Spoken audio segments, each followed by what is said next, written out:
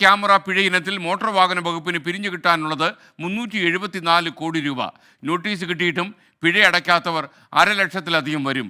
89 ലക്ഷം നിയമലംഘനങ്ങൾ നടന്നുവെന്നാണ് കണ്ടെത്തിയിരിക്കുന്നത്. 24 എക്സ്ക്ലൂസീവ്. കഴിഞ്ഞ വർഷം ഏപ്രിൽ മുതലാണ് AI ക്യാമറകൾ പ്രവർത്തനം തുടങ്ങിയത്. 2024 ജൂലൈ മാസം വരെ നിയമം ലംഘിച്ച വാഹന ഉടമകളിൽ 89 ലക്ഷം പേർക്ക് നോട്ടീസ് അയച്ചു. എന്നാൽ ഇതിൽ 33 ലക്ഷം നോട്ടീസിനാണ് പിഴ അടച്ചത്. 467 കോടി രൂപയുടെ പിഴത്തുകയിൽ വെറും 93 കോടി രൂപ മാത്രമാണ് പിഴയായി ലഭിച്ചത്. ഇനി 374 കോടി രൂപ വാഹന ഉടമകൾ പിഴയായി അടയ്ക്കാനുണ്ട്. കൂടുതലും ഹെൽമറ്റ്, സീറ്റ് ബെൽറ്റ് എന്നിവ ധരിക്കാത്തവയാണ് കേസുകൾ.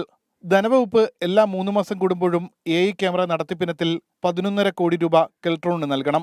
കഴിഞ്ഞ 4 മാസമായി ഈ തുക മുടങ്ങിയതിനാൽ നോട്ടീസ് കെൽട്രോൺ അയക്കുന്നില്ലായിരുന്നു. കഴിഞ്ഞ ആഴ്ച കുടിശ്ശിക ധനവകുപ്പ് നൽകി. ഇതോടെ നോട്ടീസ് വീണ്ടും കെൽട്രോൺ അയച്ചു തുടങ്ങി. ഈ സാഹചര്യത്തിൽ പിഴയായി ലഭിക്കേണ്ട തുക ഇനിയും ഉയരും. പിഴ അടച്ചില്ലെങ്കിൽ നിയമ നടപടികൾ സ്വീകരിക്കുമെന്നാണ് മോട്ടോർ വാഹന വകുപ്പ് മുന്നറിയിപ്പ്.